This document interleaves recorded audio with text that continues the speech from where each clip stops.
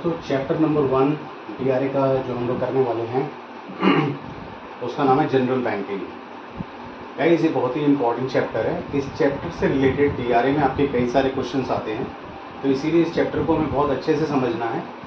ठीक है, अब देखिए, जैसे कि चैप्टर का नाम है जनरल बैंकिंग, यानी कि ये चैप्टर जो है पूरा किसके बारे में है? पूरा का पूरा बैंकिंग के बारे में है।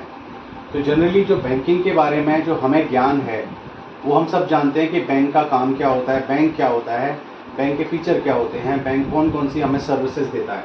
ठीक है, जनरली तो हमें सबको पता ही है, लेकिन हमें थोड़ा सा इसको बुकिश लैंग्वेज में भी समझने की कोशिश करनी चाहिए, ताकि जब डीआरए में हमारे पास क्वेश्चंस आएंगे इस चैप्टर से रिलेटेड, तो उसमें हमें क्या क्या चीज़ें पता होनी चाहिए वो हम डिस्कस करने वाले हैं। तो सबसे पहला टॉपिक जो है इस चैप्टर के अंदर है वो है मीनिंग ऑफ बैंक।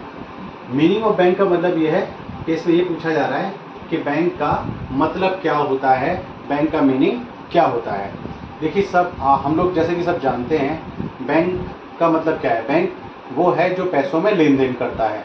बैंक वो है जो हमें कई सारी बैंकिंग सर्विसेज देता है, जैसे कि बैंक में हम लोग अपना अकाउंट खोल सकते हैं, बैंक में हम लोग लोन ले सकते हैं, बैंक में हम लोग डीमैट अकाउंट खोल सकते हैं, बैंक से हमें डेबिट कार्ड मिल सकता है, बैंक से हमें एटीएम कार्ड मिलता है, बैंक से हमें क्रेडिट कार्ड मिलता है। तो ये तो जनरली हमें सबको पता ही है, लेकिन डीआरए की लैंग्वेज में मीनिंग ऑफ बैंक उसके बारे में बात करेंगे।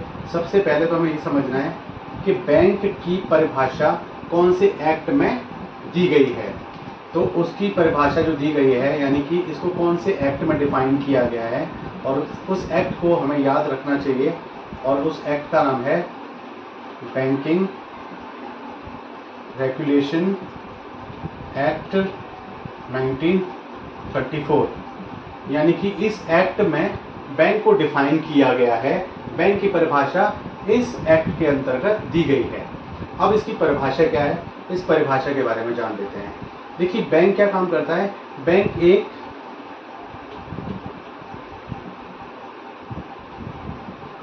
इंटरमीडियरी का काम करता है। इंटरमीडियरी का मतलब, जिसको हम हिंदी में बोल सकते हैं, बिचौलिए का काम करता है। बिचौलिया कौन होता है?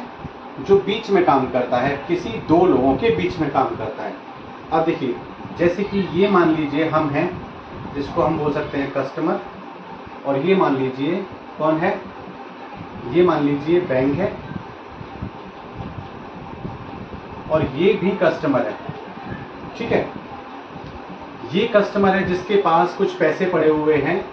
इसने क्या किया, इस बैंक में कौन सा अकाउंट खुलवा लिया? सेविंग्स अकाउंट खुलवा लिया, यानी कि अपना पैसा जमा कर दिया बैंक में। मान लीजिए उसने जमा कर दिया 50,000 रुपये, अपना जमा कर दिया बैंक में।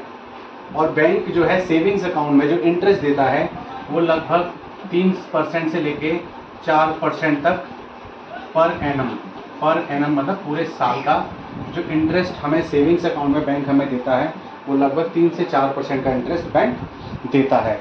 इससे ज़्यादा का इंटरेस्ट बैंक हमें नहीं देता। अच्छा, अब क्या होगा, बैंक के पास जो ये पैसा आया, किस कस्टमर से आया? इस कस्टमर से आया। अब बैंक का बिजनेस क्या है? इस पैसे को आगे किसी दूसरे कस्टमर को लोन के रूप में दे देना। दूसरे कस्टमर को लोन की ज़रूरत थी, वो बैंक में आया और बैंक से उसने लोन ले लिया। मान लीजिए 50,000 रुपये का उसने लोन ले लिया। और हमें सबको पता है कि जब बैंक हमें लोन देता है तो उसका इंटरेस्ट बहुत ज़्यादा होता है। एग्जाम्पल लेके चलते हैं, 15% इंटरेस्ट ले लिया उससे पर एनम मतलब पूरे साल का। तो यानी कि बैंक ने ये जो पैसा उठाया था कस्टमर से, वो 3.5 या 3 या 4% पे उठाया था, और उसको आगे कस्टमर को लोन के रूप में दे दिया। कितना? 15% पे। यानी कि बैंक का जो मार्जिन बना, लगभग कितना परसेंट बना? 11% का मार्जिन बना, जो कि बैंक का क्या हो गया, एक तरीके से प्रॉफिट हो गया, है ना। बैंक ने प्रॉफिट कमा लिया। तो बैंक ने क्या किया, एक तरीके से बिचौलिए का काम किया। बैंक ने इन दोनों के बीच में बिचौलिए का काम किया।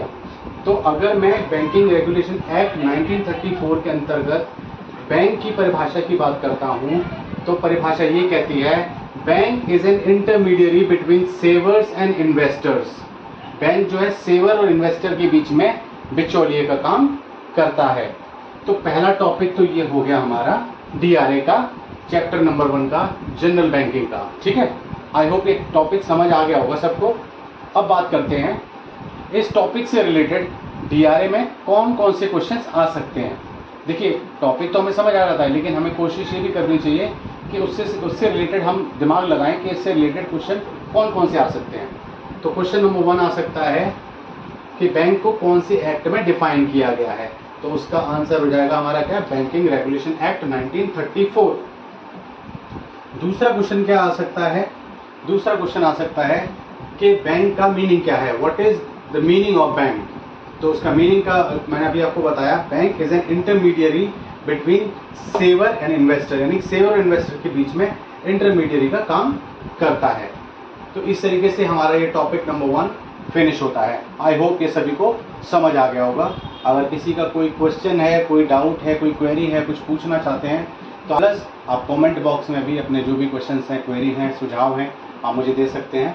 उम्मीद करते हैं कि आपको ये मेरी पहली वीडियो डीआरए के ऊपर ज़रूर पसंद आई होगी और आप मुझे अपना सुझाव देते रहें, कीमती सुझाव देते रहें, ताकि मैं अपने वीडियो को और भी अच्छा इम्प्रूव करता रहूं। अपना समय देने के लिए बहुत बहुत धन्यवाद। Thank you very much.